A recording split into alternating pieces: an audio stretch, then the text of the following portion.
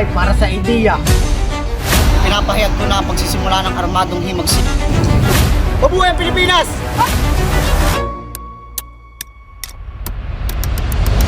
Nasa kamay na ng kolonyal na pamahalaan. Ang ating lihim ay tuluyan ng nabunyag. Bakit pananaw bilang tagapag-aral ng batang Kung gayon, pinapahayag ko na ang pagsisimula. Huwag tayong mag-aalinlangan. hahanda sa ilalim ng takip? Premo, humingi ako ng pag-unaw.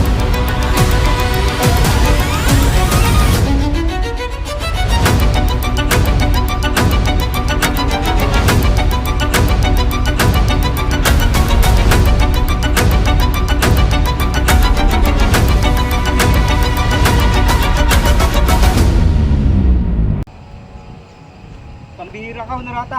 Ang katipunang pilit kong pinakatatago, isimulat mo na sa isang madre. Ano ba ang gagawin sa atin ng mga Kastila kapag nalaman nila ang tungkol sa bolo at pulbura? Oo, kapatid. Patawarin mo ako. Hindi ko mapigilan ang sarili ko. Patawarin mo ako. Patawarin mo ako, kapatid. Sa Sora Teresa, kinumbinsin niya ako sa Diyos. Kapatid, natatakot ako para sa pamilya natin. Atin nang itigil ito. Bago pa dumating ang mga sundalo sa Diario de Manila. Agosto 11, 1866. Ang lihim ay nabunyag. Isang alitan sa pagitan ng magkapatid ang naglagay sa panganib sa libu-libong buhay. Ito ang simula ng pagmamadali. Patino! Hindi na ito sa pinagtakot Don Teodoro. Ano bang gusto mong iparating, Sora Teresa? Ang Paris sa Tondo ay nalaman na. May umaresto na sa Kamuning. Kailangan na magtipon si Supremo ngayon din. Ang mga plano nyo, nasa kamay na ng kolonyal na pamahalaan.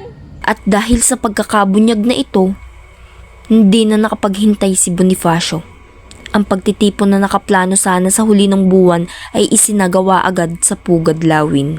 Mga kapatid, ang ating lihim ay tuluyan ng nabunyag. Ang paghahanap sa atin ay nagsimula na. Ang tanong ay kung hindi tayo lalaban, kundi kung kailan tayo sasalakay. Supremo, humingi ako ng pag-unawa.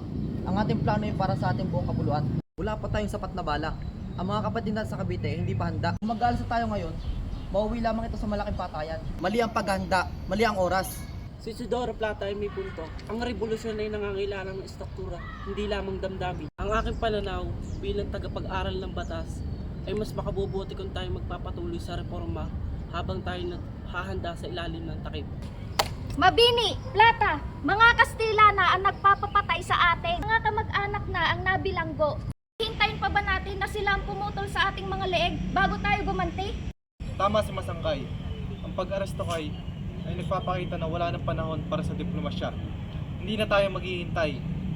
Apo, tingnan mo mga mata nila. Handa na silang mamatay para sa ideya. Hindi natin sila babaliwalain. Salamat sa inyo mga babala. Ngunit kailanman ang oras ay hindi magiging perpekto. Magiging maaga ay mas mabuti kaysang kailanman ay hindi magsimula. Sumasabay tayo sa galit ng bayan. Ang gabi ay sumikat sa bago at matinding paninindigan. Ang daan patungo sa revolusyon ay formal na nagsimula sa pagpunit ng mga papel at sa pagsigaw ng mga puso. Kung gayon, ipinapahayag ko na ang pagsisimula ng armadong himagsikan na magsisimula sa pagpunit ng ating mga sedula. Ito ang formal na paghiwalay sa Espanya. Walang atrasan. Para kayong sa Ersal, para sa inang bayan. Hindi na tayo mga Indio na kailangan ng sedula. 1,000 katipunero ang nagtipon. Hindi lang ang pag-atake ang tinalakay, kundi ang pagiging maaga ng panahon para sa digmaan. Mabuhay ang Pilipinas!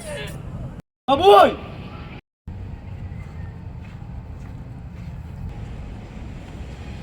Kaya huwag tayong mag-aalinlangan. Maging malaya tayo o mabigo sa sakripisyong ito. Kunin yung mga sedula nyo. Punitin ang sedula. Mabuhay ang Pilipinas! Mabuhay! Mabuhay ang himagsikan! Mabuhay! Ariel Pinay as Andres Bonifacio. Kyle Factor as Teodoro Plata.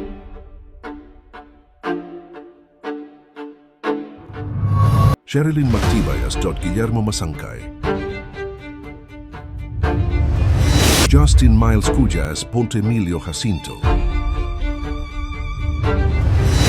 Paul Bobadilla as Teodoro Patino, Amanda Isabel Ibanezas to Honorata Patino,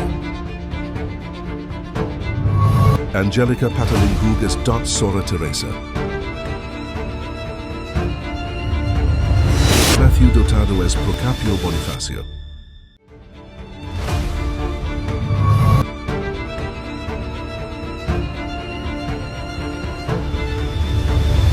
Junel Gutierrez as Dot Apolinario Mabini,